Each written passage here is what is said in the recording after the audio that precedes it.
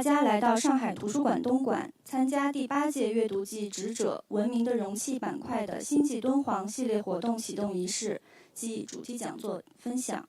本系列阅读推广活动以星际为名，致敬敦煌千年积淀的艺术遗存与跨越时空的精神共鸣。我们将以数字藏经洞为桥梁，讲述敦煌文献从流散到回归的沧桑历程，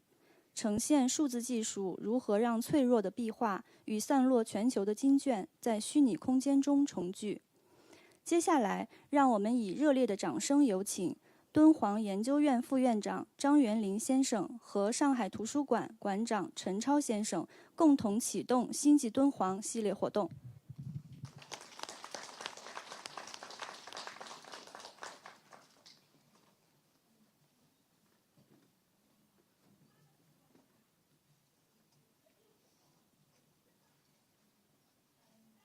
请张元林院长伸出，好，对，然后我们把手放在大屏幕的首映位置上，让我们一起倒数。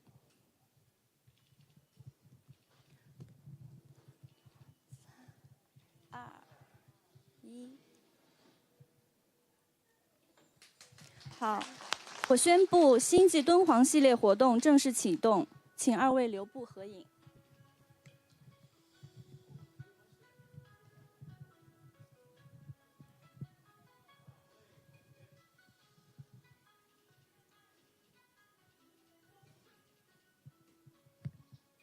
感谢2位，请移步休息。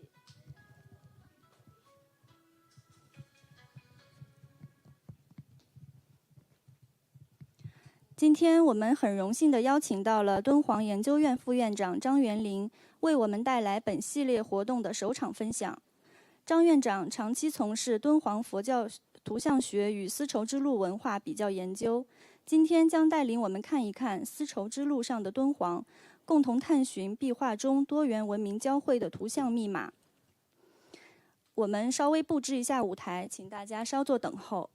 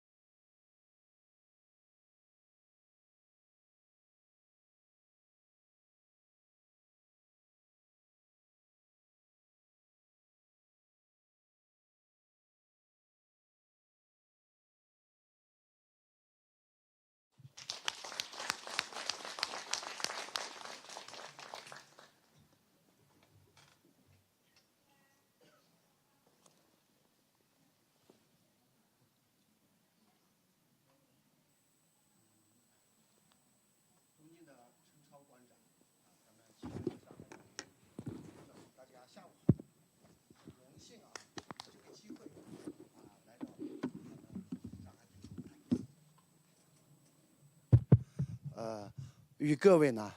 分享我们敦煌文化的魅力。那么今天这个题目呢，也是我思考了。当时接到任务以后呢，我想了想呢，我们都知道今天呢，在中国西北边处的敦煌呢戈壁群山环抱的小镇呢，能够引起世界上不同文化、不同背景、不同肤色人们的共鸣，它是一个很重要的一个原因呢，就是敦煌文化它这个最明显的特色之一就是它的融汇多元性。所以今天我就这个从东方壁画上看丝绸之路上的文化交融呢，与大家做个分享。那么前面馆长也告诉我，是咱们这个是每年图书馆都有读书季都叫读书季。我也很荣幸呢，能够自己呢作为一个参与者呢，来与大家做一个分享。那么下面我就开始我的汇报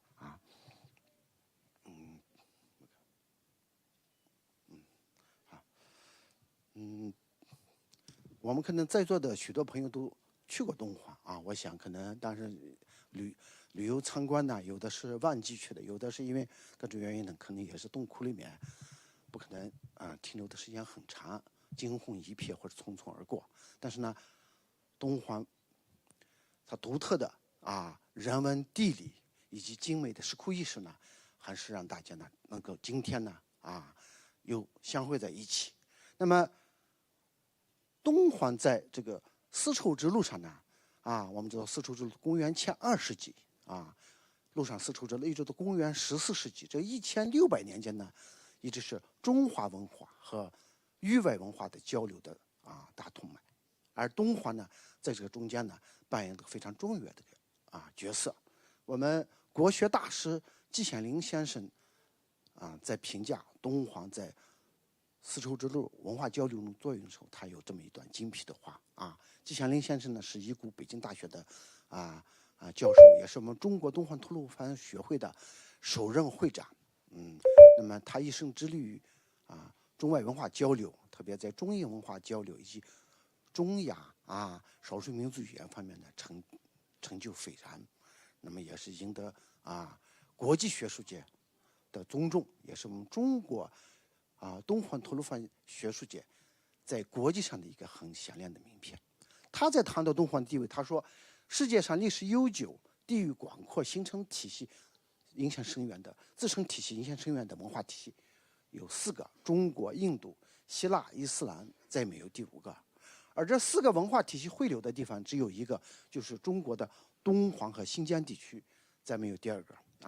我们看到呢，甚至他谈到这个4个体系呢，跟我们从小到大所了解的4大文明古国有点不一样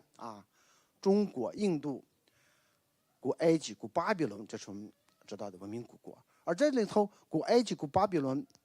没有提到，为什么呢？因为我们看它前面有一个4个定语：历史悠久、地域广阔、自成体系影响深远。而古埃及文明、古巴比伦文明是中断了。今天不论我们去埃及看狮身人面像，或者是看金字塔，巴比伦的空中花园的传说，或者伊拉克的尼尼微古城，都是一个中断的文明留下的遗迹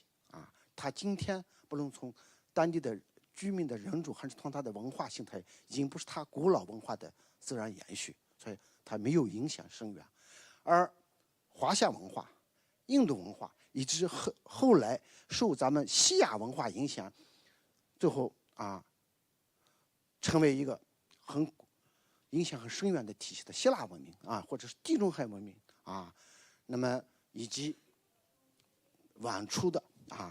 但是呢，今天不论作为一种宗教形态，还是作为一个文明形态，在世界上影响非常深远大家都这一点都很清楚。伊斯兰文化体系呢，至今是文脉绵延，是影响深刻。所以我们看到，它是一个自成体系的影响深远的文化体系。那么，而这4个文化体系汇流的地方呢，只有一个，就是中国的敦煌和新疆地区大家可能说，这个不是2个嘛？那么季先生这个话呢，他是从这个有一个语境，就是在丝绸之路上，我们丝绸之路的这个岁月里面呢，我们知道敦煌呢，作为中原进出西域的门户那么一直到葱岭，这个对不对？这个这个上那个观点打不上，还是吧？看到我这样嘛，敦煌一直到这个帕米尔高原，我们中国史书的丛林那么这一块地方呢，在我们都叫做西域地区。那么敦煌作为中原进出西域的门户呢，它在这个一个很长的历史期呢，它跟这一片呢，就是作为华夏文化西出和外来文化，印度佛教文明代表外来文化的东晋的这一个交汇区呢，它这两个联系非常紧密，所以他说是东华新建地区就是着眼于这个。我们知道呢，公元前138年，公元前119年，西汉王朝为了打击匈奴先后2次派我们张骞出使西域第一次出使西域呢，想派他联合被匈奴人赶到这个中亚，今天乌兹别克斯坦的阿姆河谢河谷地的大柔之东西夹击匈奴。第二次呢，公元前119年呢，想派他去呢，联合被匈奴人赶到这个天山以北周边这个绿洲的乌松那么这2次呢，虽然出使的目的没有达到，但是呢，他通过这2次出使西域呢，是我们的中原的西汉王朝对整个帕米尔高原以西整个这一块，今天我们这中亚地区的这个我们历史上的西域的36国，包括这个就是帕米尔一个小西域和一个大西域的这个周边形态有了了解。所以，那么因为他这2次出使西域，再加上汉王朝河西大败匈奴呢，所以我们这个丝绸之路后来成为丝绸之路这条大动脉就打通了，而东华呢也成为东元王朝一个保障丝路畅通和开拓西域这个重要的后方基地也就登上了历史舞台。而随着这个丝绸之路的开拓呢，我们知道公元前5世纪诞生于印度本土的可以说那时候今天的尼泊尔我们的释迦牟尼那么在古代印度上呢，尼泊尔印度都是一块的。那么佛教也是沿着这条路呢就传入了中国，所以这个大背景下呢，最后在东华呢就诞生了佛教石窟艺术所以这季羡林先生这段话呢，我们从学术角度到后来西方探险家18、19世纪、20世纪初，从这个近东、中东的中国的远东这些沿着是一路向东来挖掘的不论在西亚伊拉克，还是在波斯、伊朗，还是在中亚地区，一直到中国新疆的米兰、楼兰，然后吐鲁番、东莞这一路，发现了好多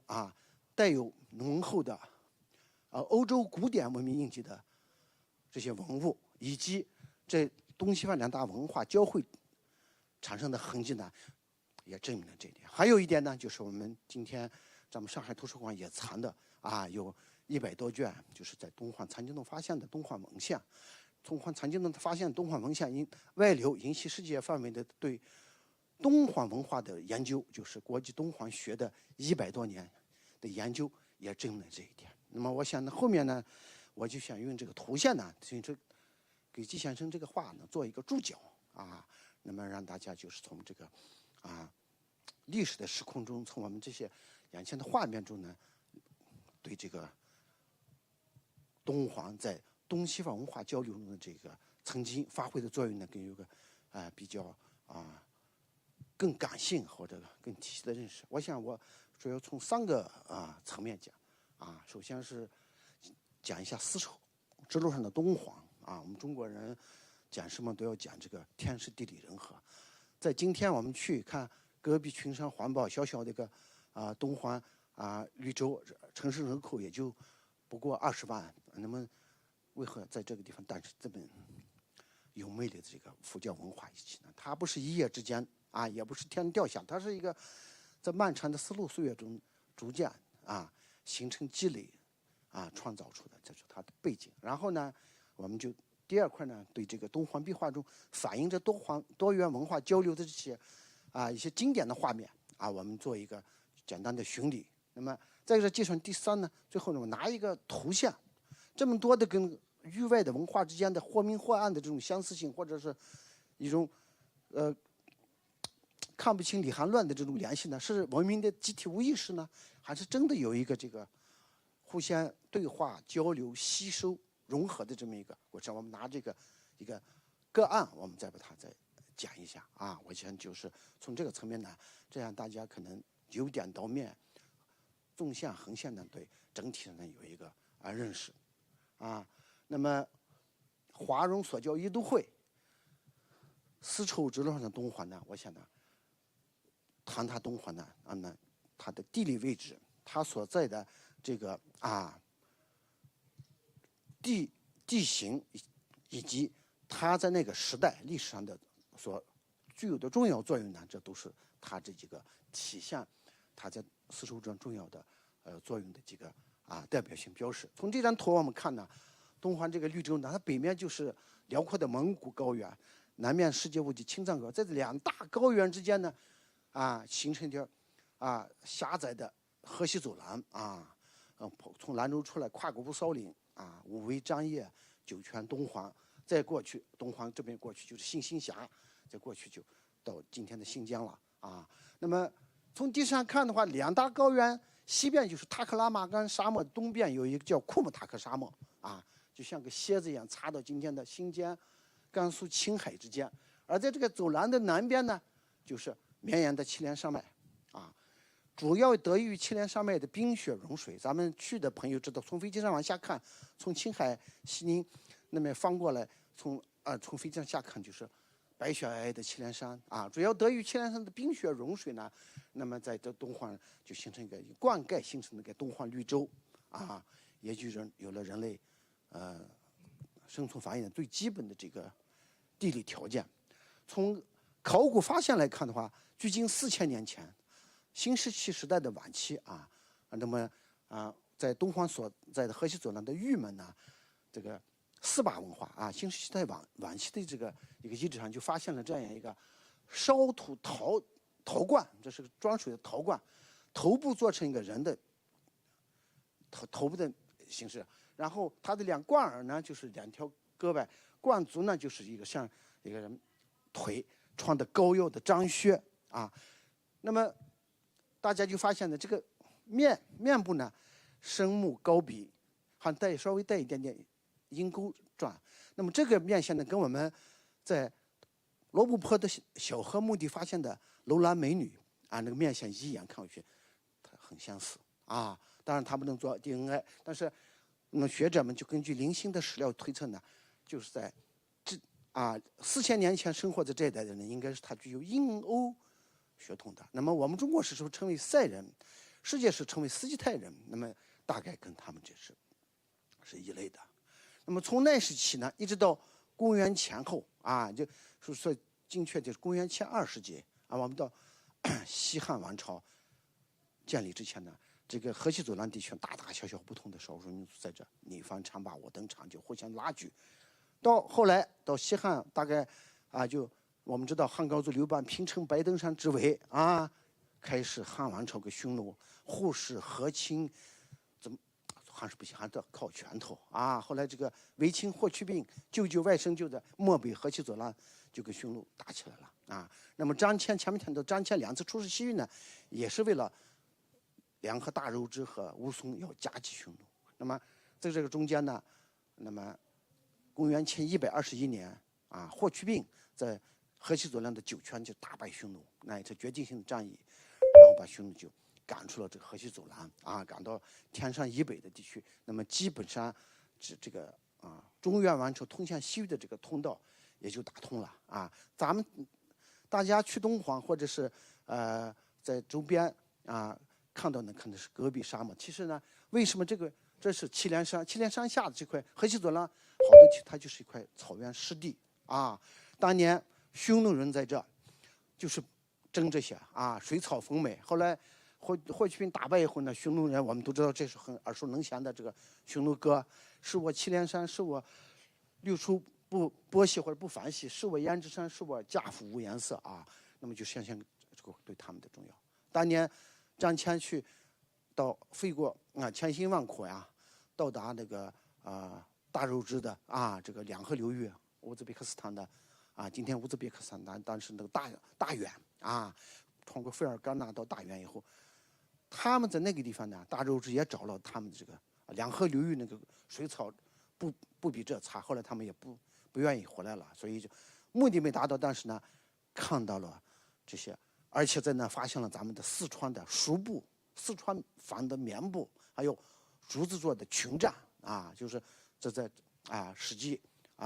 张骞传头也记得的那个大元列传头也记载呢，就是说其实呢，就是说在张骞出使西域之前呢，咱们中国或中原内地呢，跟西域地区呢已经有这个民间贸易的要不这些四川的布什么的，他也不会呢。那么，但是张骞这两次出去，从官方层面呢，就把这个东西方的这个打通了从此呢，汉王派往西域的使者西域的使者呢，官方层面打通了。所以张骞这两次呢，也被称为凿空之旅，中国史书中前无古人之壮举。那么张骞出使西域，再加上河西走廊大捷，公元前111年，汉王朝就在河西走廊的武威、张掖、酒泉、东王设置了河西四郡，正式呢就把河西走廊和包括新疆，就是帕米尔高原东的新疆的好多地区呢，就划入了这么汉王朝的版图我们知道西域都护府咱们呢，同时呢，在东环为节点那么西北线玉门关沿着天山南路和塔克拉阿玛干沙漠的交界丝路的北道，南面的阳关，西出阳关五谷人阳关沿着昆仑山北路和塔克拉玛干北边这个南边的这个绿洲呢，就是南道，那么形成了丝路东西南道今天我们去东环的话，当年的这个巡关已经只剩下这个遗迹供人凭吊了。但是我们想想，在2000多年前那个时候呢，这个东环呢，作为这个丝路的一个咽喉之地呢，它的这重要性可想。这是在玉门关遗址保留的一段汉代的长城，跟我们今天在北京的八达岭、慕田峪，或者在我们的嘉峪关的看到的明代的长城嘛，它早期的汉代的长城就是就地取材，芦苇稻草这个沙砾呢，就是夯筑而成我们看看的最早的这个情况。那么汉代这个西出阳关，南面北面是玉门关，一直这个天山塔克拉玛干、昆仑山塔克拉玛，一直到葱岭、帕米尔高原翻过去以后呢，这两道呢，在这个经过中亚今天的主要是5个斯坦吉尔吉斯斯坦、哈萨克斯坦、塔吉克斯坦、乌兹别克斯坦、塔吉克斯坦，还有土库曼斯坦这一块地方呢，那么开始就是我们中原成为的这个主要的西域的36国的活动区域后来这两道在这个地方在一起呢，又变成北中南3道那么西北道一直绕过这个里海和绕过这个高加索呢，就到欧洲南部那南道呢，就是到印度次大陆、南亚次大陆、印度本土。中道主要是就一路向西这个目录是今天的在土库曼斯坦那么一直就通到地中海东岸。地中海东岸以后呢，向北跨过博斯普鲁斯、达达尼尔海峡，就到这个欧洲南部，希腊到罗马。南部呢，沿着地中海东岸就到这北非。古代没有苏伊士运河这陆地是相通的。那么这样就整个这个文明交流大婉转就形成了后来这个佛教呢从这到西北印度，历史上呢阿富汗南部、巴基斯坦都是这个古代印度的一部分。从西北印度呢，就沿着丝路南北两道呢，这个佛教其他一些宗教呢就传入到中国的三国的时候呢从这个玉门关出来呢，又向北到吐鲁番、哈密。吐鲁番又可以从天山以北走，所以就是原来的两道就成为南北中3道。所以到南北朝这一条路继续往上，到隋代统一中国以后呢，这个隋炀帝呢他与我们知道呢600几年大业5年呢，他就是浩浩荡荡领着一路人马，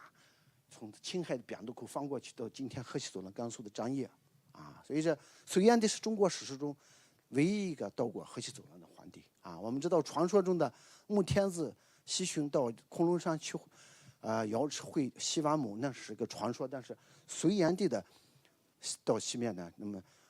到河西左岸，这是确切的啊。公元609年6月，中下旬啊。那么9年以后，我们在618年，他被就是李唐家族就灭了。但是这个隋炀帝呢，隋朝这30多年，不论在东西方文化交流，还是在这个京杭大运河南北交通开拓以至疆土的开拓上呢，都是有很多建树的啊。所以这也是我们。那么他为什么要去呢？有2个主要原因，一个就是他当了皇帝以后呢，天下率土之滨啊，这个莫非完成呀啊。那么他就想派人了解，派他这个黄门司郎这个裴矩大臣就到河西左岸了解这个风土人情。裴矩回去就给他写了个奏折叫《西域图记》，在他序言里面就概述今天的序论啊，他就说这条路啊（括号呢丝绸之路呢），这个当时没有这样叫啊，这是后来这个1877年德国一个地理学家李希霍芬起的。那么在古代呢，他就这条路呢，发自东黄，止于西海。西海一般认为就是地中海啊。方为3道，前面我讲了南北中3道啊，南北中啊3道。各有景带，他们不是孤立的，他们互相都可以。我曾经2016年，我们东方研究院和复旦大学地理中心侯阳芳教授我们联合就考察了这个罗布泊，当时是从玉门关出发，我们准备就一直到这个罗布泊的西端小河墓地会楼兰美女，然后再从阳关回来。但后来中间呢，我们从楼兰出来以后，大沙尘暴，把我们的后来计划就缩短了差一点回不来，我们就临时缩短，就是但是这个小闭环是走了就是从楼兰我们就一下到若谦，就从米兰又回来，它就是各有景带，就实地勘察，它是互相可以不是隔绝的。然后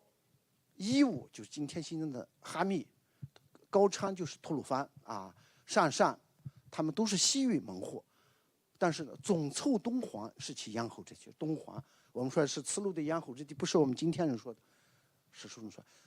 就是听了这个裴矩的汇报，再加上隋王朝在西宁、兰州那一带呢，这个祁连山南北大败那个吐谷浑挟着这2个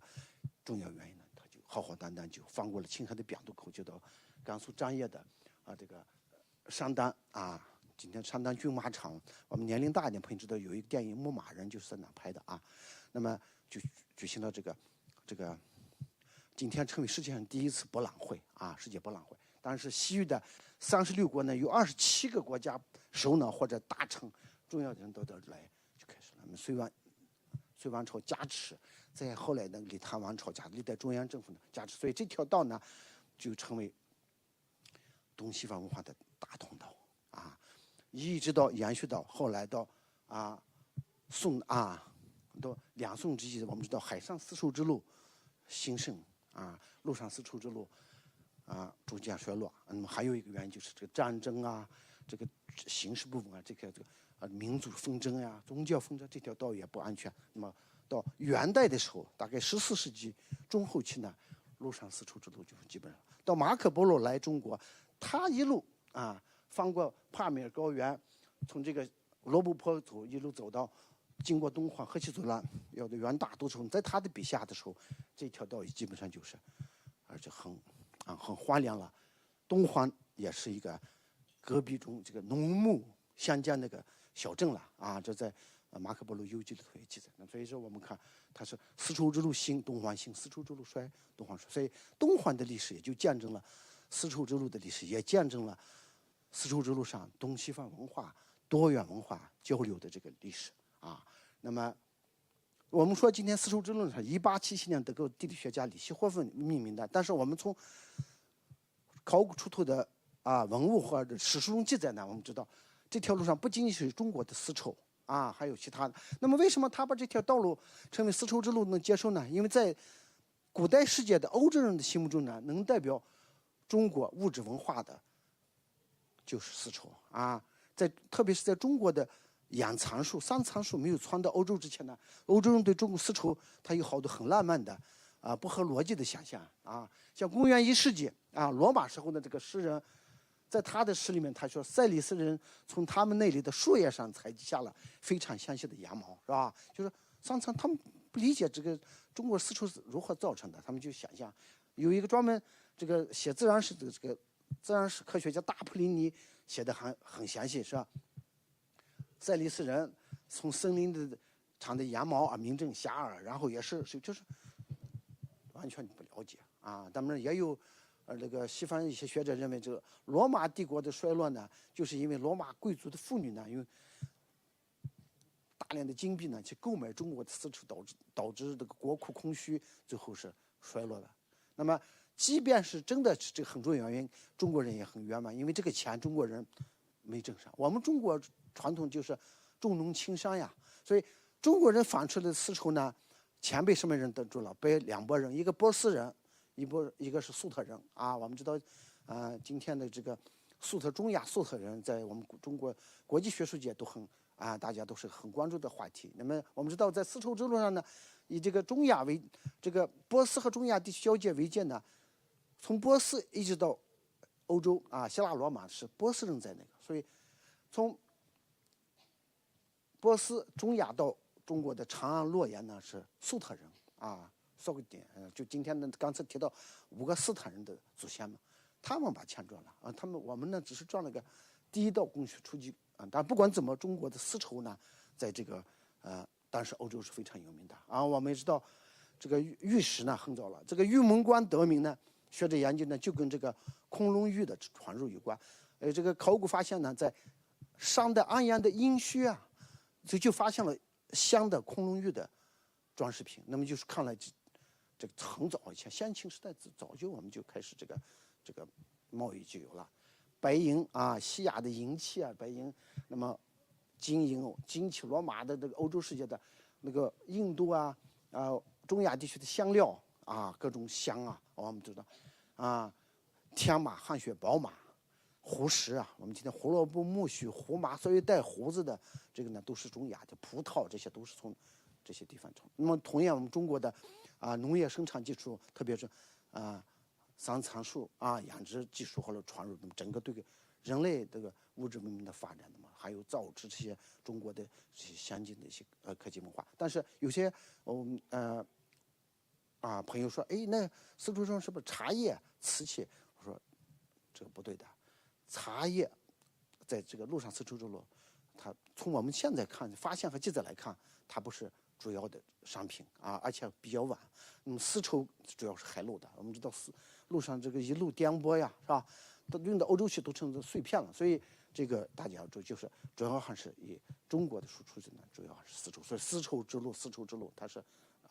是因为有大家都知道这个原因的给大家了解一下。那么就说到这呢，说到东皇为啥这个起名呢？大家都知道后面东者大也，黄者盛也东大也，一起广开西域，故以盛名。这都是东汉的尹韶唐代李继父呢他们的附会。其实东皇这个词呢，最早出现在咱们24史记里头，就是司马迁的《史记大元列传》还有张骞传头。就前面我提到，汉武帝派张骞出使西域回来，要汇报呀，你联合大肉之你完成任务了没有？他就回来，他就给汉武帝汇报的，他就写的报告里写，使肉之居东皇祁连间。你看东皇第一次提到的是跟祁连在一块呢。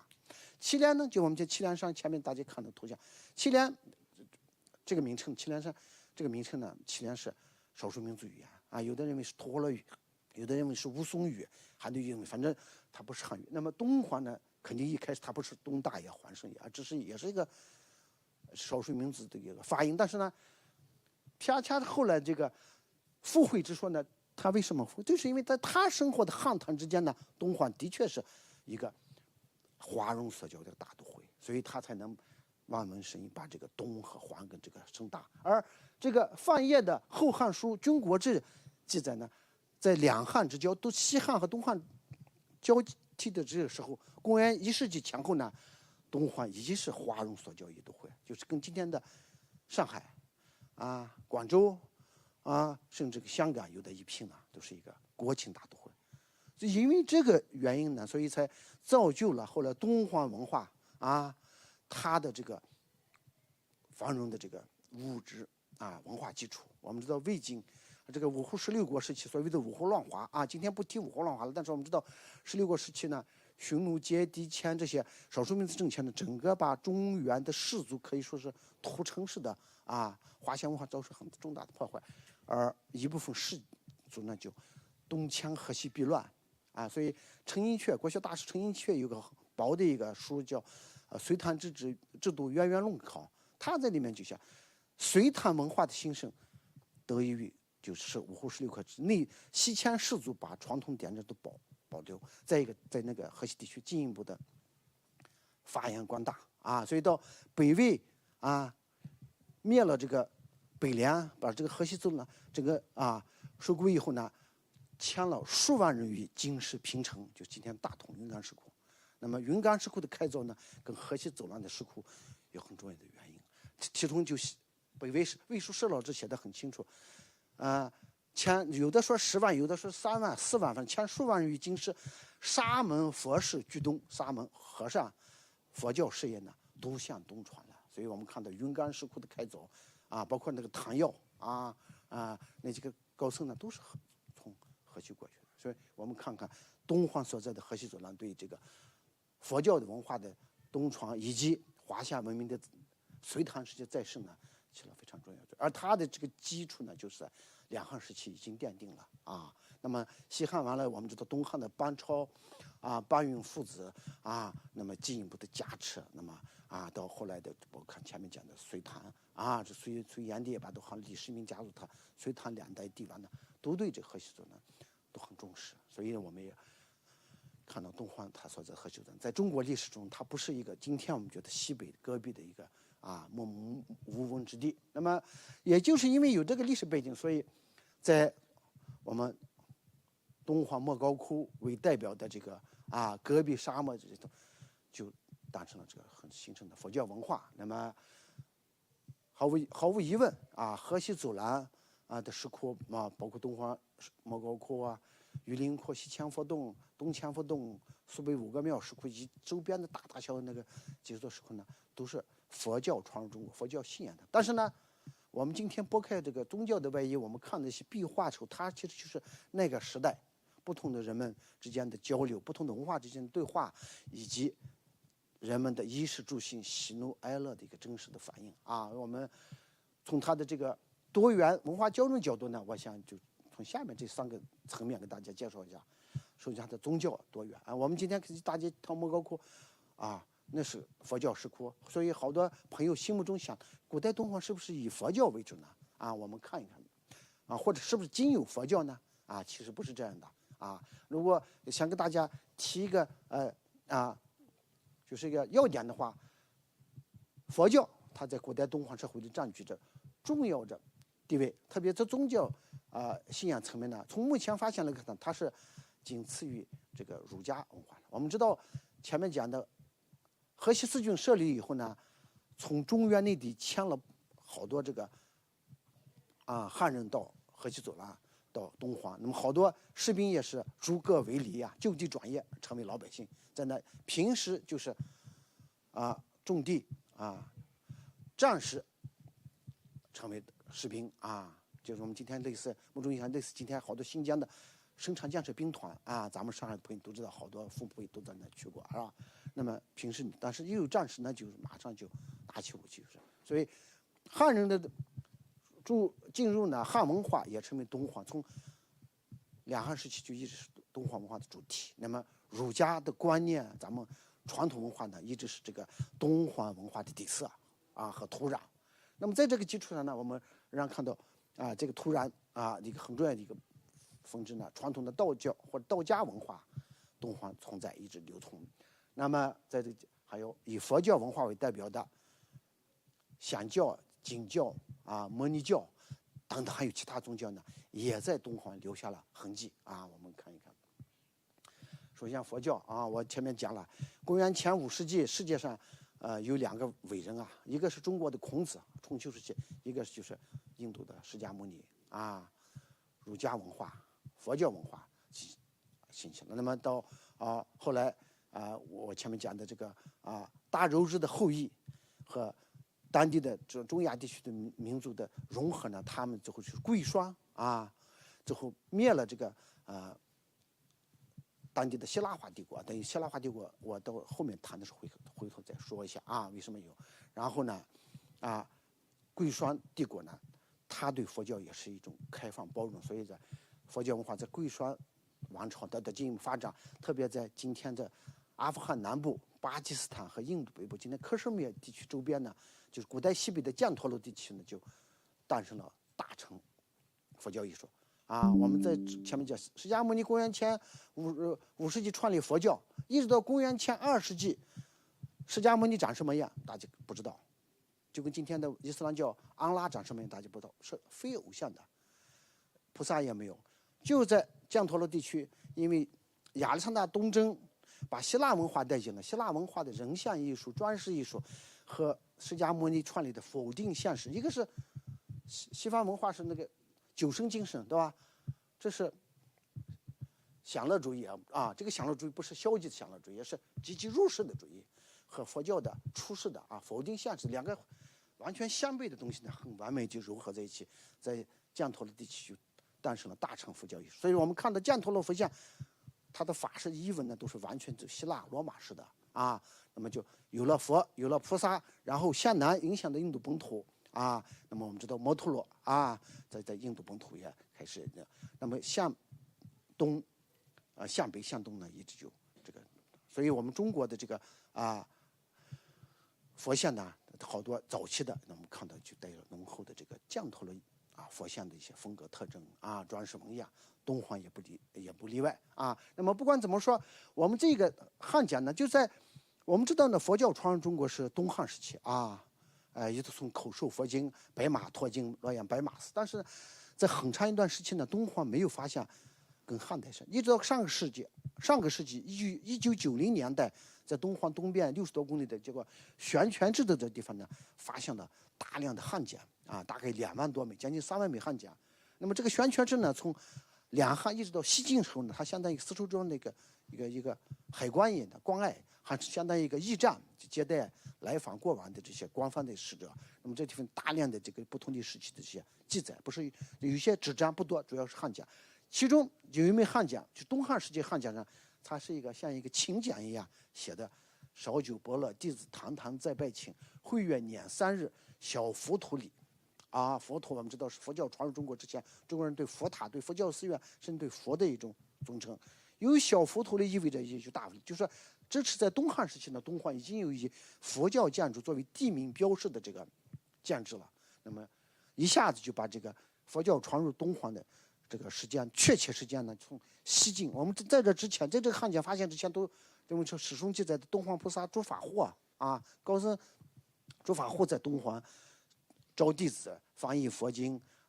教学，那么就是一般大家都认为就西晋时存的。这个汉简发现呢，就把佛教传入东皇时间就提高了200多年。那么事实上也因为我们东汉知道就是传入中国的，它这个大的脉络是一致的，所以我们看到其实东皇石窟它开凿，它的历史渊源在两汉之间就种下了。有佛寺，有寺院，那里寺院的干啥呢？肯定就是塑的佛像呀，是吧？那举行法会呀，这是整个这些佛教活动都已经开始了。有僧人出家，佛法僧三宝这些都应该在那。所以这后来我们看东皇石窟的这些呢，它其实它是有它的深厚的土壤的。当然，我们今天去莫高窟首先看到这个壁画壁画也成为我们今天欣赏东皇艺术很重要的一个主要的一个对象物。那么壁画中呢，绘了好多的内容，其中呢有描绘释迦牟尼前世这我们释迦牟尼为什么成佛？不是因为他是释迦族的太子，他出身高贵，而是因为他前世，在他的前世无数前世中，他不断的行6度大乘菩萨之行轮回不断的转世，不断的轮回用善的行为，正面形象去正能量计划，还用恶的形象去反过来翻遍说法，就是他总的一个目的就是要不断的轮回，不断说最后成佛拯救众人，这大乘佛教的这个理想。那么这个画呢，就是九色鹿的故事咱们最早上海电影制片厂把这个故事呢就做成个卡通动画片了，我们都这个年龄稍微长一点都看过这个。那么这个故事呢，九色鹿的故事呢，情节大家都知道啊。那么在印度壁画中、绛陀罗雕刻中，在咱们新疆的石窟的科泽尔石窟中都画的，包括内地的云冈。但是呢，东方这个与大家别的地方不一样。我们看到这个九色鹿呢，身材高大，他几乎跟骑在马上的这个国王几乎等高啊。而在佛经中记载呢是，当九色鹿从睡梦中醒来的时候，国王骑到马到跟前的时候，他来不及逃了以后呢，他就长跪拜王，就是墙头跪下，长跪着给国王讲他怎么救这个忘恩负义的这个孽人的这个情景。那么这就是新疆科泽尔石窟的这个敲错了，对不起，我这个没改过了这是这个就是看这个九色鹿这个鹿角，这是国王骑在马上拿这个刀要砍他呢这个打错成对不起这个大家别看下面这个说明还没改过了。然后他这两个腿就是跪的，头抬起来，你看国王是居高临下，佛经就这样记载的，但是在东方壁画中就这样，跟佛经记载是有悖于佛经，但是呢，这就恰恰说明这是东方的佛教艺术，中国化的佛教艺术。在中国人的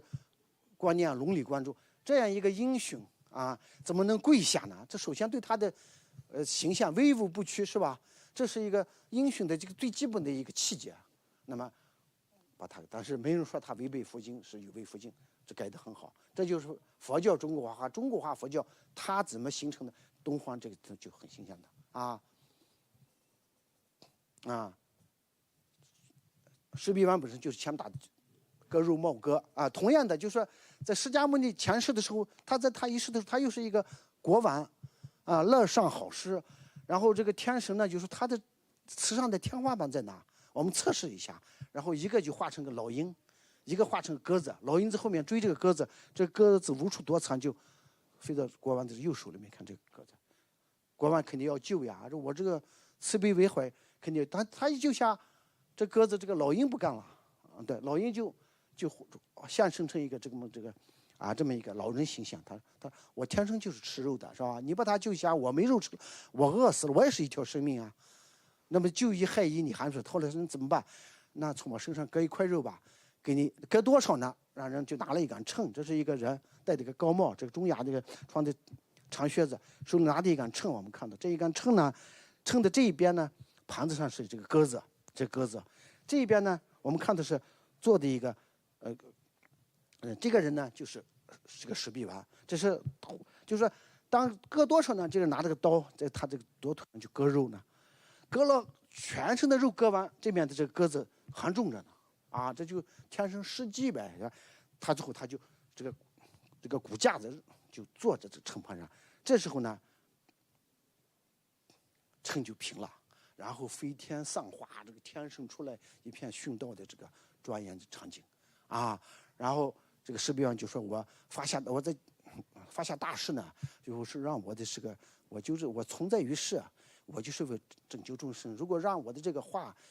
我这个事不是虚假的，让我们身体恢复如初。刚说完这个话，马上你看，身体就又恢复过来。这个故事呢，在这个佛教小乘佛教、大乘佛教中呢，这样的故事呢，这个就是非常流行。在绛陀罗雕刻中也有我们看到，这就是绛陀罗雕刻就是大乘佛教艺术的起步阶段的时候。有同样比较，这是这个国王，看很悲伤的样子，旁边一个他这个侍从呢在扶着他，这个拿了一个刀在割他腿上的肉呢这是那个鸽子藏在后面，这片掉的这是老鹰，就看了，这是拿了一杆秤，秤上呢就是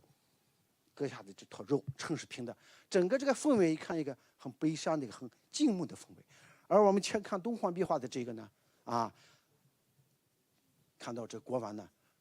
这个画面出场人物很多，而且这国王身材伟岸，就看不出个悲伤的氛围，很有意思的。他这边呢，这边是割肉的这个血淋淋的场景，而这边呢，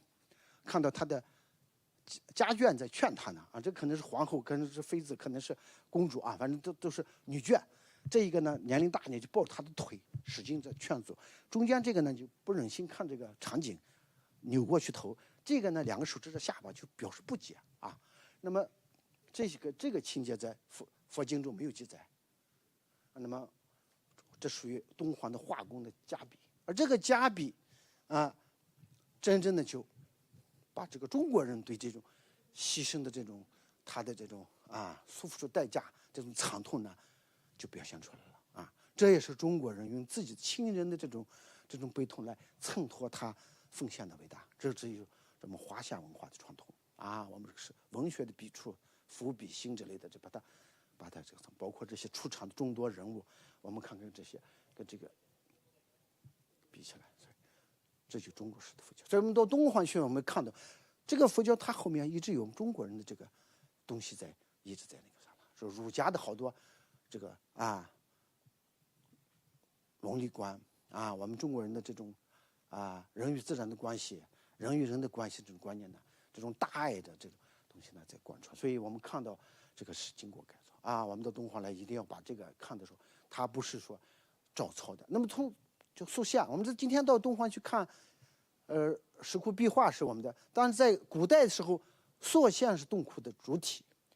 膜拜的主要对象，壁画只是辅助的辅助教具。而今天我们去呢就刚好放，但是作为一个膜拜的主体呢，这些佛菩萨像呢，它也不是我们这个看到那个印度的也罢，看到中亚犍陀罗的本土的吧，它还是跟我们看到我们这个还是看到中国人的文化的。这个又被称为东方的蒙娜丽莎，是北魏洞窟的一个禅定佛。看他这个笑咱们去以后洞窟关注，从哪个角度看呢，他这个笑容都是永恒的而且就是自信的一种和内敛的一种这个我们中国的这个美学精神是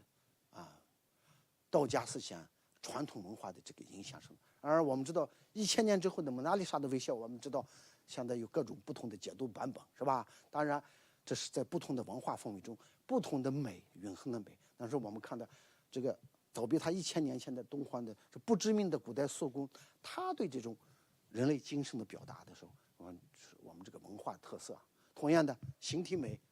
这个是米洛的维纳斯知道这么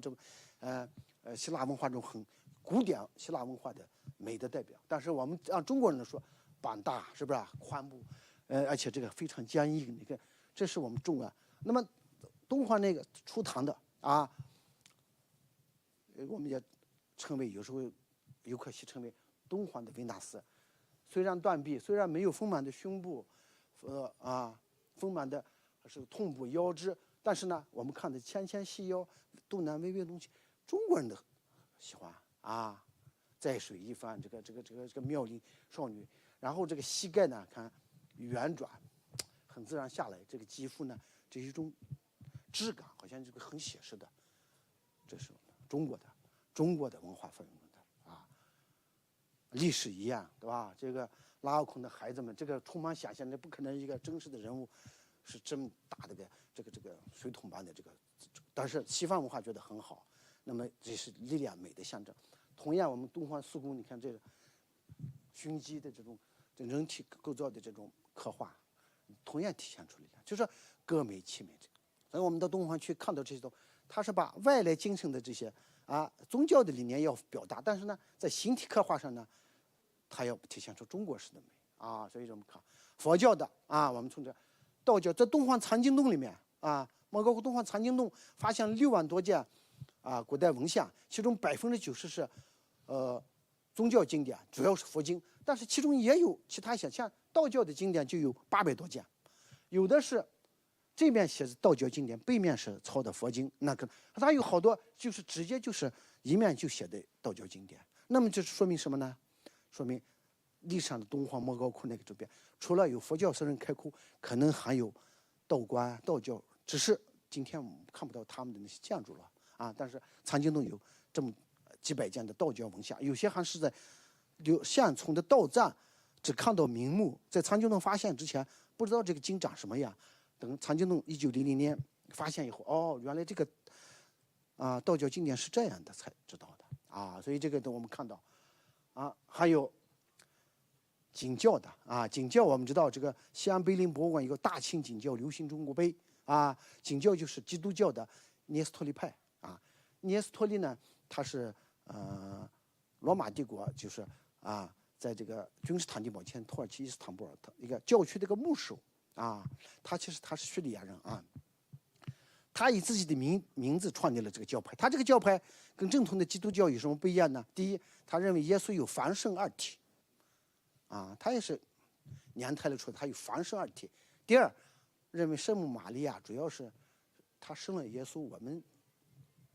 没必要那么虔诚就是崇拜他，他不像耶稣那样殉难啊、救人啊，所以他肯定正统基督教圣母，你怎么圣子圣母，这是我们的膜拜的主体啊，当然他就流放了，流放到波斯。他这个涅斯托利教呢，就在波斯。那么当时我们知道，从希腊时期一到罗马时期，波斯世界和这个希腊世界就罗马世界一直在打仗啊。那么他们这个宗教在波斯就很兴盛了，有一段时间就很兴盛。那么沿着丝绸之路，在唐代的时候，一般认为就是初唐是武则天的时候呢，已经也就闯入中国了。我们在藏经洞发现了这个景教三位用汉文写的这个景教，在唐代的出的，那么就说明在唐代时候，东方人、中国人也有信仰这个的，所以才用汉文写的啊。那么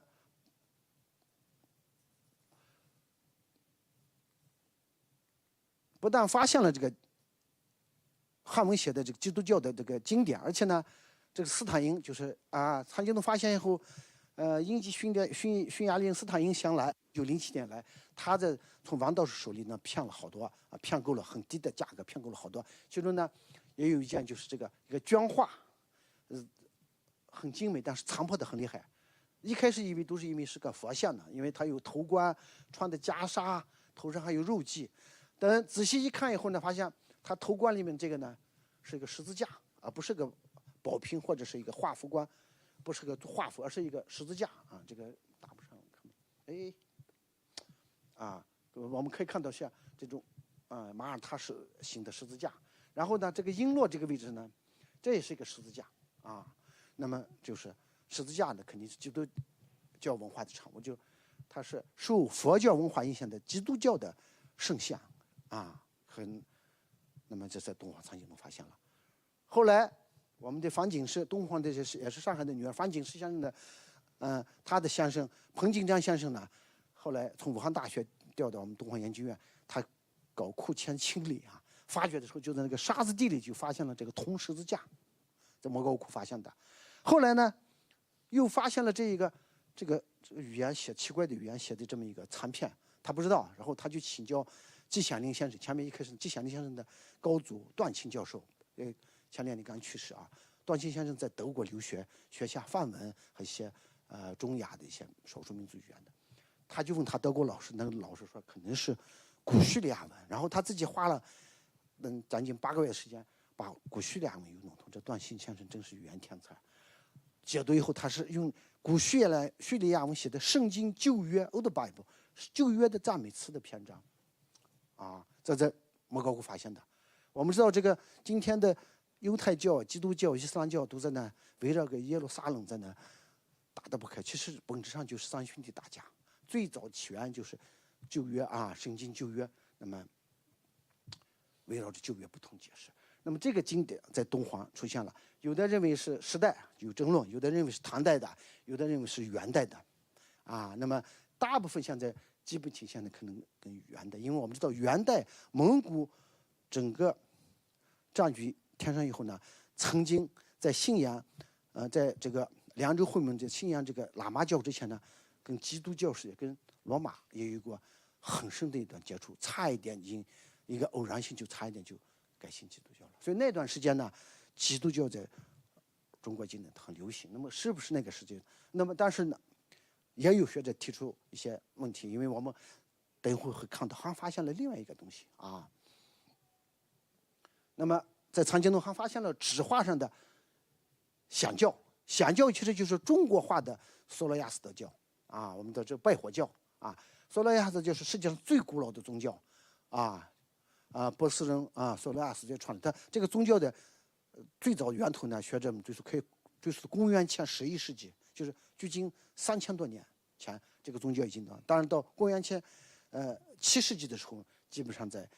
波斯地区呢，就伊朗周边呢，它基本上这个宗教的大体的体系已经降了。我们一般它正式确立是公元前70纪，它比佛教比咱们的儒家是孔子多走，索罗亚斯基啊。那么这个宗教也随着丝绸之路经过粟特人啊中亚地区改成我们叫拜火教、火显教，后来传入中国。那么它这个宗教，它就是火，崇拜火，拜火就拜火，崇拜火，光明。那么蔡京东发现这个纸画上呢，就画的是拜火教的上女神。你看仪态端庄，手里托这个盘子，盘子上是一个狗。我们知道这个这个索罗亚斯叫人死了是进入天国还是堕入地狱，狗要看的，就跟我们今天的阎王旁边两个判官做了多少善事恶事啊，这个狗诠释啊。对面是个恶女神，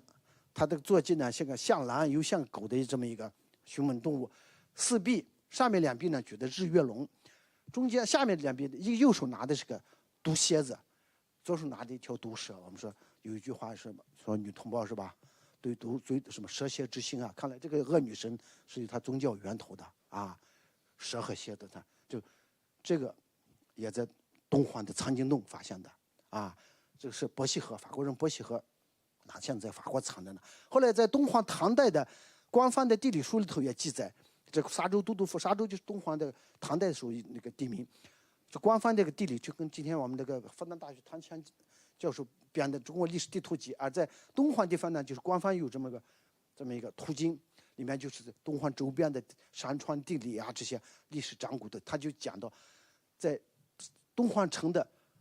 东翼里的地方有响祠，就是响教寺院啊寺庙，所以我们看到东环这个，那么看到莫高窟。它这个绝对不是佛教徒，那么但是在藏经洞发现的，那就是说由这个响教的这个教士、传教士也许到莫高窟去活动过啊，这是我们现在发现的不多，但是这个可以来啊。还有摩尼教，我们看到这个开元19年6月8日大的福多大，这是在长安译的，但是它这个草本呢的东皇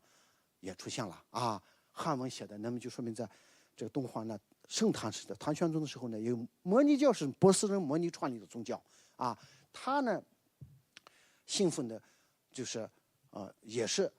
光明和黑暗这二神论，但是他从教里头吸收了佛教的、基督教的、索罗亚斯教的教义，所以我们看这个名称的时候，摩尼光佛，以为是佛教，其实他什么？金庸先生武打小说里头经常有个明教，很多就是摩尼教徒啊。这个摩尼教现在很多在东南福建、东南沿海还流传。我们知道前几年福建的霞浦呢发现了一个摩尼光佛，还有摩尼教的经典。那么这个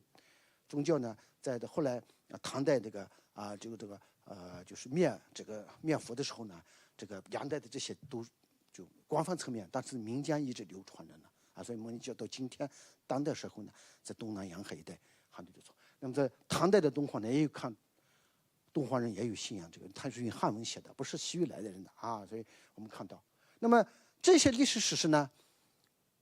在马可波罗的游记里面也反映出来了。所以说，人家现在怀疑说马可波罗到底来过中国没有？有的说道听途说，但是我个人觉得，就凭马可波罗他对东皇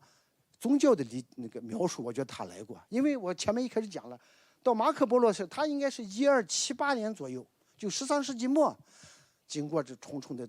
磨难，来到了翻过罗布泊，经过罗布泊来到东皇。那么他记得他是走完这30里的荒原，30里的荒原就是罗布泊啊，就到达了一个叫做沙洲的城市啊。刚好在元代以后，东皇地名也恢复了。那么那时候东皇因为丝路衰落啊，东皇已经是个半农半牧的隔壁小镇了。他说他属于大汉，就是蒙古大汉啊，元朝统治，是唐古特省。唐古特是因为唐就是党项啊，西夏党项族建的西夏，因为元朝灭了那个西夏王朝后，但是在河西走廊地区仍然有好多西夏的移民，所以呢，在那个地方就让类似今天自治是区一样的，基本上有半自治，所以他们好多在这儿。那么人民是偶像崇拜者。我们知道这个宗教里头，除了这个基督教除了这个伊斯兰教没有偶像真主的这个画像，其他的都是偶像。那么这个我们前面看到这个都是相符的，而且呢，跟当时的唐代的河西东皇的历史背景也相符的。他道听途说他能这么严丝合缝，而且最后他说，他们中有土库曼人。这个土库曼人不是指的今天当地土库曼斯坦，因为我们知道看地图，土库曼斯坦是乌克斯坦最西边的，他这个土库曼他们欧洲人泛指就是整个这个中亚这乌克斯坦的人们都，就是这头有中亚来的人，少数是涅斯托的教派和回教徒，这头有景教徒，还有伊斯兰教徒，这个跟当时东方，所以他要不来过，他能把这些背景、宗教、人种，他能说的这么详细，而且关键那时候东方已经是戈壁了，所以我觉得他是我个人坚持认为他是来过的啊。还有呢，一见这个是我们一级文物，就是前年在咱们那个中华文化宫啊，和一东方这个实物也展过啊，这个是个碑，这是元代的一个西宁王苏莱曼啊，他是成吉思汗的几世孙啊，那么他统治今天的河西走廊，还有西宁、青海、西宁、新疆的吐鲁那个方哈密那一带，他本人是信仰伊斯兰教的，他的这个苏莱曼，你看这上就苏莱曼，速度的速，苏莱曼苏莱曼西宁王妃子苏无柱，他是功德主，这还有他的这个什么儿子雅阿沙，这苏莱曼、雅阿沙学者研究都是伊斯兰教的教界名啊，他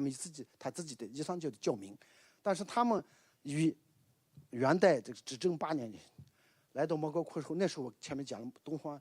已经丝路衰落，东皇也破败了，莫高窟也破败，然后他就让他家族、他的妃子、儿子，那个养子、侄子，那么全部出钱，就把莫高窟的一些洞窟就修缮了一下，然后刻了个碑，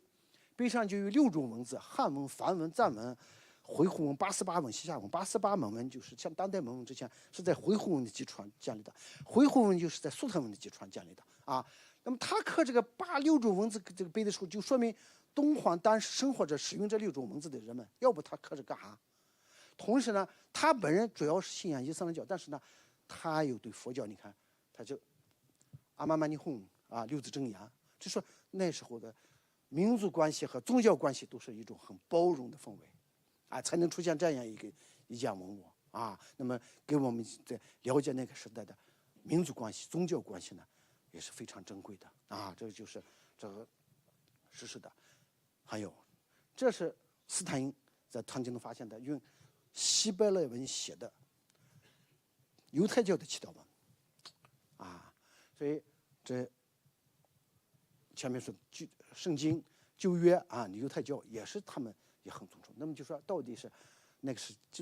景教堂拿来的，还是这个当然这就是这个不管怎么说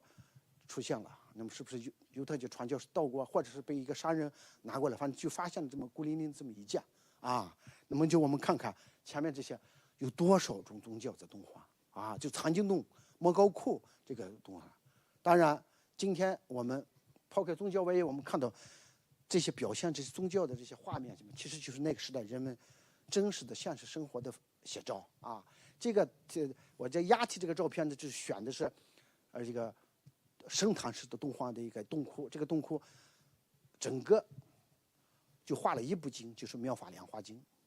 啊，我们叫《法华经》啊。我们知道中国的天台宗是《法华经》，它是立宗的经典啊。《妙法莲华经》《法华经》它主要在东皇石窟中呢，藏经洞中是目前发现的单本佛经中数量最多的，大概统计了一下，学者统计呢有5000多号，有它的不同版本的有《法华经》、《妙法莲华经》、《正法华经》，还有《天品妙法莲华经》，还有对它这个经文的数。但是在众多佛经中，它这个经不是单本的。那么东皇石窟中呢，也有100个洞窟，直接就画了它的内容。这个洞窟里面，这个画呢，就是它的这个就讲着人，他就人人都可以成佛呀，就跟那个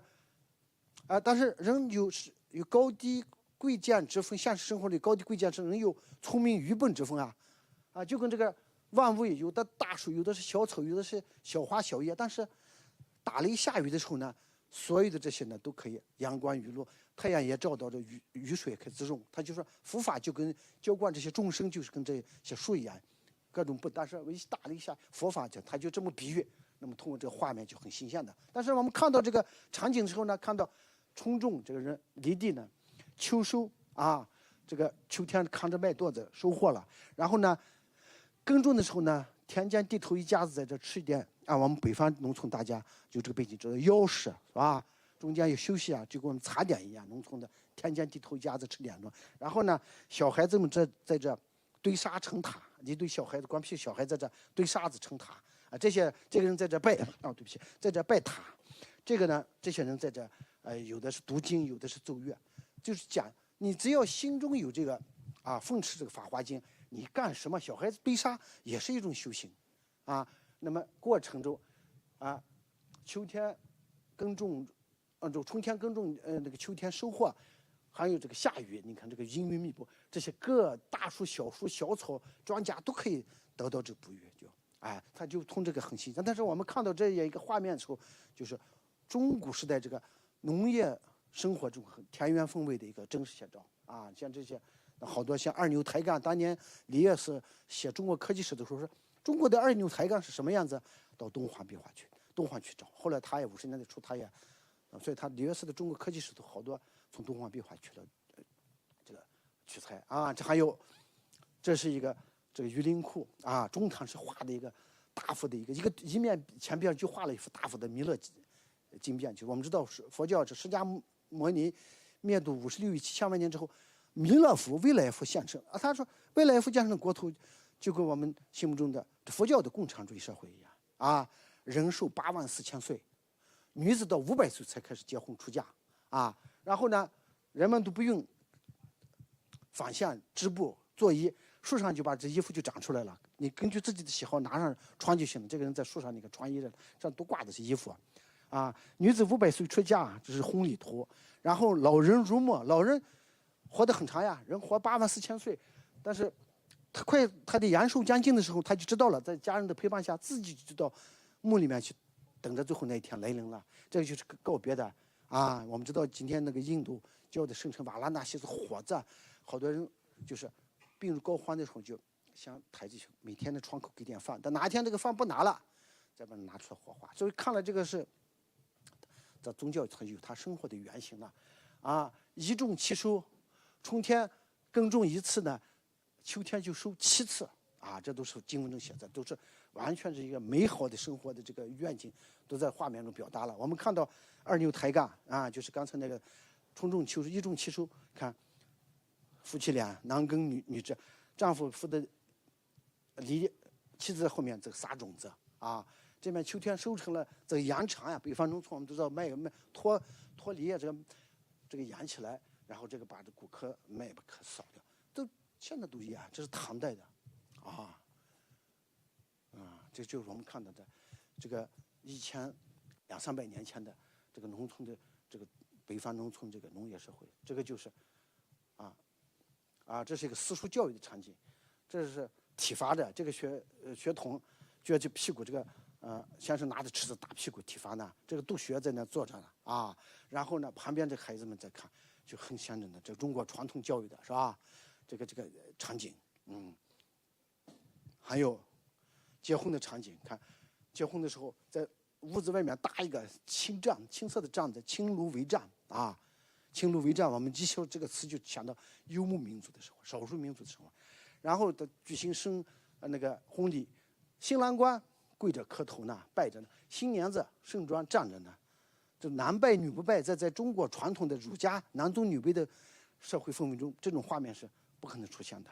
而这个画面就是我前面的《弥勒下生经变》里头，女子500岁出嫁的时候，就是这个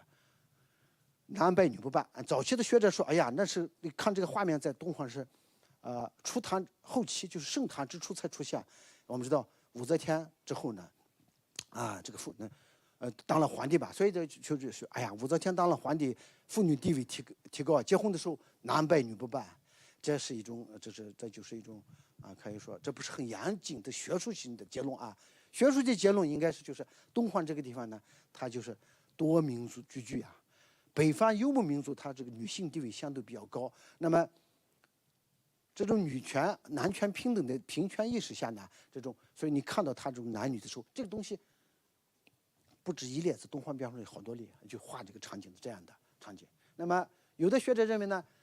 他是在结婚婚呀，女字旁过了个黄昏的昏，就是新郎官在天黑之前一定要把新娘从他的娘家要带走。那这时就是新郎官辞别这个新娘的父母，就是感谢你们养育真，把他中学把他带走，所以就表示这也是一种。那么我觉得这个还起码跟那个氛围也是。那么我们从文献里也可以得到印证，这是伯希和拿走的这个东方文献，在法国产的。它上面就讲，早在三国的时候呢，东皇已经是胡女嫁汉，汉女嫁汉，就胡汉通婚啊。壁画中也有榆林湖这个前面那个，我们就看到呢，它这个婚礼图上呢，就是藏汉婚礼啊，所以呢，我们看到在东皇这个地方呢，这个民族关系、宗教关系，它是一种，所以才能给我们今天留下那么多，有结婚有离婚，我们知道这个聚散离合这是很正常，人生。那么这个藏经洞还发现了好多，就是也几件不是很多的就是今天说的离婚协议书这是这个唐代离婚协议书，是丈夫写的，放两文就说我放手了，你就再找更好的吧，是吧？离婚协议书上就写的各以伉俪情深，夫妇一种。他们两人呢，结婚3年就两人有了怨了，是吧？两个人也有了矛盾了，经义不合，已经没办法调和了。是谁的错呢？钱是冤家，八字不合不是你错了，也不是我错，钱是我们八字不合，是吧？冤业不遂，怎么办呢？因此集会六亲，把亲戚朋友叫着，当着大家面，我们俩写下这个协议书，画押，按下手印，你们都是证人，是吧？关键是里面就说相隔之后呢，他的这个妻子这前妻吧，现在应该是更选项众官双职之夫。你下一个老公高官还有2个职务唐代的官家不仅兼职，还有一个兼职呢主职。夫妻俩弄影庭前，琴瑟和鸣，还有福元年子，千秋万岁，活得长命百岁。你看，完全一个很和美的也没见财产，也没见子女的归属对吧？还有一件上，就我们经常说是一别两宽不相纷扰，就是另外一件写的，也是藏经洞的一别两宽那个词，就是也是类似这样的发展文出现的。所以你看到那时候文字里面和我们这个完全，你有时候觉得这个好像看到这些画面，我就说，哎呀，那个唐代的东方社会，古代东方是一个什么样的一个社会？你看这个真是你就多元的。同样的，活着人死了呢，这个呢就这个看这个脚，就释迦牟尼涅槃以后，佛教讲释迦牟尼涅槃那是脱离这个肉体了，是吧？这是更高的一种境界了就是我说这个法身佛的阶段了。但是呢，修行不到的世俗的弟子们呢，觉得大导师死了，涅槃死了，很悲痛你看这些不同的人们表现，中国的帝王头戴这个通天冠就在那嚎啕大哭，是吧？而这个西域的各国国王王子呢，完全是另外，这个拿着一把剑，在像日本的武士那样在剖腹着呢，顶着肚子这个拿着个刀呢割鼻子呢，这个拿着个刀呢割耳朵着呢。这个拿2把短剑在剖胸着呢，完全就，那么之前人们说，这个在中国来说，那身体发肤受之父母，对吧？再知青死了也不可能这么痛苦不活了，是吧？但是这在中亚的人来说，他有他的像是生活的原型，所以这个在陈寿的这个《三国志》里面就讲这个苍慈，这个苍慈是东汉，就是三国时候这个曹魏时候的东皇太守，他是江苏人，但是他在这个曹魏的太和年间呢，当了东皇的行政长官，他对那个老百姓非常好，对这个胡商也很好，也不克扣他们。所以后来他当了几年，他死了以后，当地老百姓你看黎民悲感，入丧亲戚，入丧考妣当时怎么办呢？突化其形，撕其一线，挂上个一线，表示怀念。而西域的那些胡商们听到他死了以后呢，就在都汇聚咱们这个中央朝的西域的这个长史府就办事处那地方，发哀，或有以刀画面，就有的人就拿刀画一下脸，刺破一下，就我们就有个立面中亚的风俗。所以东方壁画中画出这个东西来，跟中国人的完全，但是从中唐时期一直到今天，咱们有机会去，这个是个特窟这比较位置比较高，穿过隧道一个隧洞上去的洞窟了，看的这个15.5米长的涅槃佛脚背这个墙壁上画的这个一直画。那么按照一般常理，这些血淋淋的场景呢，跟佛教的这种我们中国人对佛教的理解或者这种生死的这种理解是完全不一样的。按理可以把它改，可以把它画错了，可以把它涂掉，但是流从至今，栩栩如生。这就说明很长一段时间东方有这个画面流从的这个现实氛围。什么中亚的好多移民艺术来源于生活，高于生活，就有这个基础，咱们上面再把它进行夸大，这个大家可以接受，所以一直流从至今所以我们看看这东方这个多民族具不同的文化。同样，我们知道东方壁画中大家说各种舞蹈西域的舞蹈，胡旋舞、胡腾舞、什么折枝舞，各种。那么这个呢，就画的是拿跳这个金舞，吃的金舞，旁边各有8声那个祭乐，拿着乐器在弹奏呢。但是我们看这个乐器呢，有学者做个统计，我们看看这16件乐器中呢，第5件筝，这是中国传统的第8件阮，这是中国传统的，第12件笙也是中国传统的，这个第9件笛嘛，就前笛、和煦乐、言流，但笛也后来也算咱们就是一个我们华夏乐队比较乐器。剩下的那个不是西域的，就是南海，就是新罗的。你看在东方壁画中，但是那个那么这些乐器呢，我们在东方壁画上像这样的阮，这样的箜篌，今天在我们中国本土已经没有了。但是在日本奈良的正仓院，就是日本的古都奈良正仓院，仍然保留着我们中国唐代传过去。这不是晚期流传到日本的，根据他们那个，他也是皇家奈良，就是皇家的账本上，这个好早以前就在日本就是这样，就丝绸之路岁月里头就日本保留下了实物，我们中国呢只能在这个壁画中看看它了像这个4弦琵琶，看这个罗地4弦琵琶的实物都有所以像日本人说丝绸之路的东段在奈良，其实呢也不是狂妄之词，对吧？我们看到它东西在作证的，就是长安为原点，向西到欧洲，向东到日本列岛所以说我们有时候韩国人说是我们自己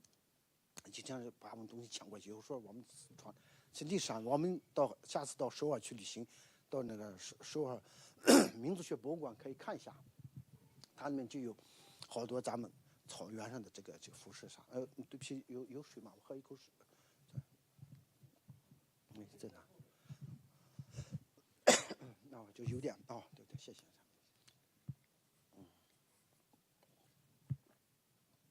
走着可能把地毯的灰呛到嗓子了。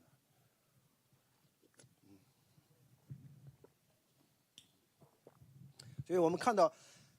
我就希望今天大家听了讲座以后呢，我们对丝绸之路的这个概念要比以前要前进，要多一点这种宽容。韩国人说他说什么让他说去呗，对吧？最早在我们这，日本人说那是我们的影响呀，对吧？你的那个建筑是吧？所以日本今天东方去找他文化的根是没有这些什么随时抢滩史，没有战争东渡，你的文明在哪？我就传过去吧，包括佛教也是吧？所以这些东西也是我们对世界文化的一个贡献的一个明证除了这些就近的这些了，我们东方壁画还发现了遥远的地中海文明的一些艺术东西像这东方最早的洞窟之一，它的佛龛这是一个龛柱、龛帘，我们发现呢，这个龛柱呢，它就这样一个，就跟希腊的这个桑大柱式的艾欧尼亚柱式，它是取材那样的。虽然这画工画的有点变形，但是我们知道实际柱子就是上西下粗一点点过来的。还有这个长窟的这个就是模仿这个多利克柱式但是柯林斯柱式的很奇怪，最流行的我们这没有壁画中还没发现，但是不管怎么这就很早了。还有呢，我们看到我前面一开始讲的就是公元前4世纪亚历山大东征以后呢，他很快死了，但是在欧亚腹地就留下了希腊文化影响，直接影响到犍陀罗的佛菩萨像。菩萨像的很重要的一个特征就是有这个胸前有个双龙降珠的一个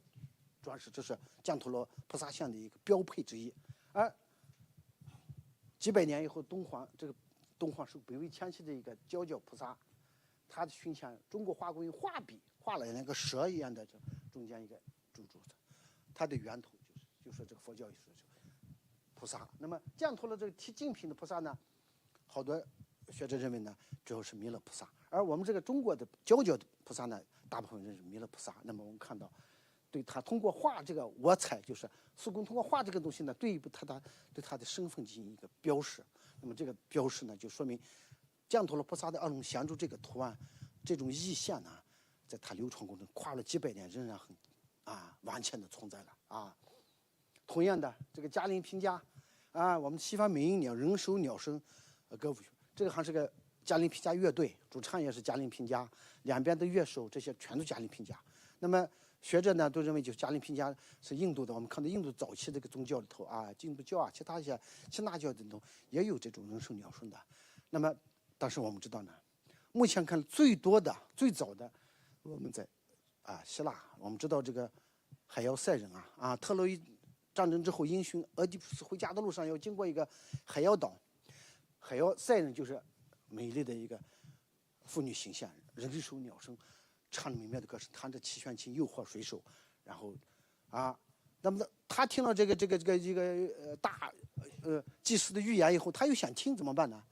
他就让水手把他绑在桅杆上，用蜡把水手的耳朵都塞住，所以水手听不见，一个劲的划船，他能听见，他动不了所以你看，他就平安度过这一劫。这个塞人形象，其实现在好多，我们去12年去希腊的时候，我们从本土到那个旁边岛屿上，那个好多这种造型，就是这个形象生人性的。那么肯定，我想呢，他可能以后的影响，我个人认为应该是对，这是希腊雅典考古博物馆，这是我拍的非常漂亮，而且就是可惜他这个琴是残破了。还有东方莫高窟佛，我们看到这个五代一个洞窟的甬道西夏时修的，它两边呢画的是至圣官符和28星座，12宫就属于星座天蝎座、双子座、巨蟹座双鱼座，背后也还有天秤座，就12宫绕着至圣官符。这个星座这个东西不是中国传统文化的，这都是外来的我们这最早巴比伦传来，然后传到埃及，然后经过克里特岛又传到希腊，最后被希腊的天文学家系统化。黄道12宫绕着太阳转，每个宫用这个确定的早期在那个西亚和在这个古埃及的时候，它好多它没统一，那么的统一。那么我们从这个文献看的话，在中国隋代的密教隋代的那个早期密教经典里头已经出现了这个12宫制，但是图像呢，现在看起来就是大概的时候，我们除了莫高窟，还在河北宣化的辽代的辽墓的顶上也看到，后来在宋代北宋两宋之际，或者通过佛教经典就这个至圣官符佛教传到日本，在日本还保留纸本的，也是这个黄道12宫。那么这明显看出这就是外来的影响中国的。但是这里头的人物形象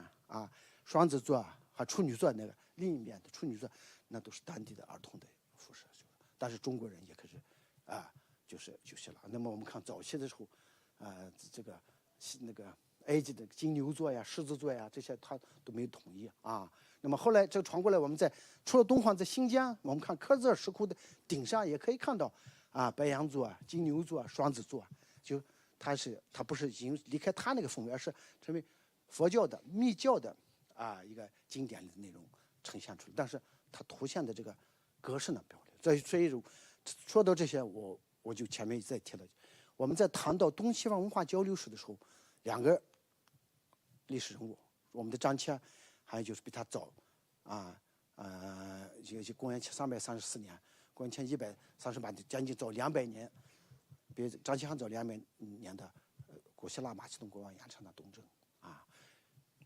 公元前344年从希腊本土打过来，跨过海峡，灭了波斯第一帝国这个这是今天的这个土耳其小亚细亚，这都历史上都属于波斯帝国阿西明德的王朝的一部分，包括埃及埃及我们知道有一个亚历山大港，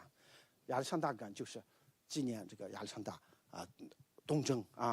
他来打过来，已经把这个已经成为波斯一个形成的古埃及王国呢灭掉，然后回师东进，整个把波斯第一帝国灭了，一直打到这个印度的恒河以北，印度河流域啊。今天印度河在巴基斯坦，但是在历史上它是印度的一部分啊。然后向东一直打到帕米尔高原，就今天的阿富汗。所以在希腊文化最东端的古迹，就是阿富汗的阿伊哈努姆，法国人在那挖了50年，发现了好多艾奥尼亚柱石，还有圆形大剧场那些遗址。那么一部分就那么我们今天咱们到这个乌克斯坦、印度、伊朗去看到好多的亚历山大里亚，就是这个。那么这个只有13年，但是334年到323年，也就是个11、12年他就死了，但是他的影响是非常深远的。英文有一个词叫 Hellenistic， 是吧？就希腊化，就是指的这个公元前40世纪一直到公元前20世纪末，公元前这个地方的希腊化的过程。那么这个直接这个结果就前面说了，犍陀罗的佛像的产生，还有呢，就它的文字呢，古希腊文一直的成为贵霜王朝的官方文字啊。所以看到贵霜时期呢，好多碑刻都是用古希腊文写的啊。那么它的文化这个影响整个西亚这些地区，所以这个里面呢，就是有这个深厚的这个。那么也把我们看最早的贵霜的钱币上这个佛像的时候，看它布达，它是用这个希腊文刻的，穿的呢是那个服装，那个佛的甲上呢像纱裳，像那个不是纱裳，像波斯人的那种宽的那种直垂角的那种，所以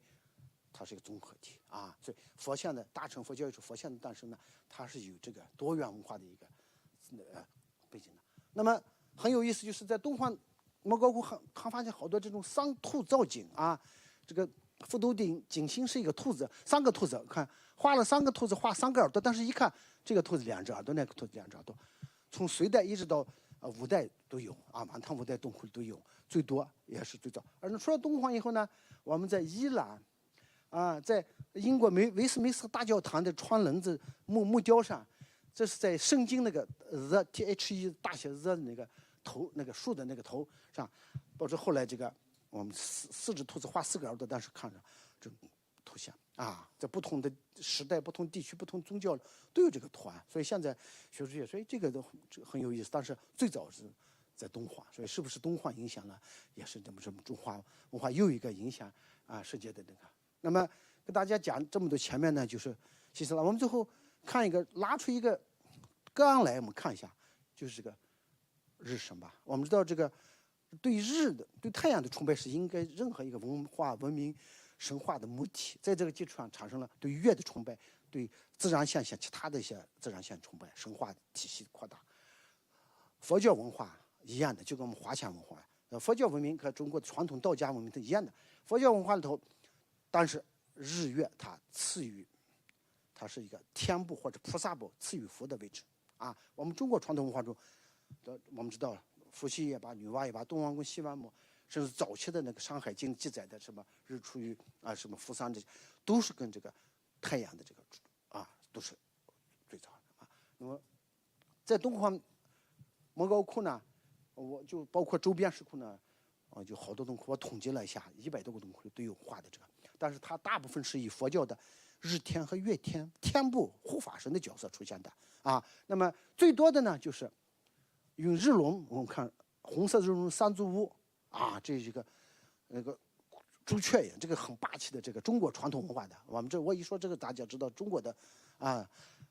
月龙代表月宫、月天子，桂树、玉兔、长耳朵玉兔在捣药啊，这边还画个长处，这一类是最多啊。这也说明中华文化是东方石窟艺术的底色啊。然后下一类就是这种红色的菩萨形坐在莲花上，浅色的月龙，最少的是这种坐在马上和坐在鹅上，天马天鹅背上的，这是最少，只有10几个洞窟会有。而这种呢，我们还最有意思的啊进行，因为一看那个就是中国的，没问题，这是佛教自己的，哎，这个到底是哪的啊？我们就那么东方到底是跟哪个有关系？这就很有意思了啊！我给大家放几段，你看这是佛教的11面观音啊，多臂11面多，它最上一个日光摩尼和月光摩尼，日光摩尼就是三足乌，月光摩尼就是玉兔捣药长处啊。还有这是华严经变的这个须弥山，守着须弥山，日宫天子、月宫天子守着须弥山，也是中国传统的这个那么在这个就中国先秦文献就大量记载这个鸟的这个鸟的这我就不说了，时间关系。那么还有一些密教的这个阎罗观音，他的日观菩萨、月观菩萨，看也是用日龙、月龙那么这个就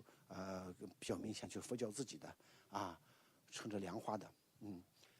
最少就这种红色的做的马背上，天马、天鹅背上，日观菩萨、月观日观日天月天这种形式这是绢画非常精美的绢画。我们看到这个千手千眼观音，他的日观菩萨、月观菩萨马额，他手里面的千手的最上面2个手举的日观摩尼、月观摩尼呢，又是中国日龙、月龙，就是不同的文化中的日月符号出现在一个画面中了那么还有这就是华严经变，然后守着须弥山的日宫天子和月宫天子，我们看到呢，日宫天子虽然他画2条腿，但是这是中国的朱雀、太阳鸟我们的这个凤凰，那么我们的凤凰烛火也是太阳象征。这个很有意思。我们看到除了这是一个莲花做的莲花的佛教的这么一个神像以外，有背冠、头冠，后面还有这个亭子建筑，瓦行宫、月宫，这是中国人的意象，开始和这个外来的就糅合在一块了。那么到这个时候呢，我们看到这个天鹅的手里面就捧这个月天手里就捧那个月龙，上面桂树、玉兔捣药，这个模糊了，但是桂树可以看到，就进一步就有糅合在一个图像里面了。而这种马的里头呢，在这个洞口里面，它不是坐在5匹马上，它是坐在4匹马上。这4匹马还不是朝着一个方向，而是背道而驰，连连相背。这2匹马朝这个方向，这2匹马朝这个方向，就是完全背同，独此这一列有意思的这个下面呢还有这个3只凤鸟拉的日车。我们知道我前面讲凤鸟车，这是中国文化的，中国文化的这个鸟拉的这个日车呢，和外来的坐在马车上的这个日神图像糅合的，全世界独此一例全世界独此一例。东来的西往在这个地方就融合起来了。同样对面的呢是天鹅这个鹅这个熏黑了，那么当我们可以看到圈起来这个翅膀上的羽毛还可以看到它下面呢是2个武士拖着月龙，是3只狮子拉的月车我们知道这个佛教哪一个菩萨骑狮子呀？大家知道吗？骑狮子的菩萨是哪一个菩萨对，文殊菩萨骑狮子，普显菩萨骑象嘛这个释迦牟尼的2大这个邪社。但是也很有意思，像在印度最多的文殊像不是在印度的骑狮子的文殊像很少，而且很晚。那么学者研究呢，文殊菩萨什么时候骑上狮子呢？就是佛教艺术向东传的时候，经过中亚地区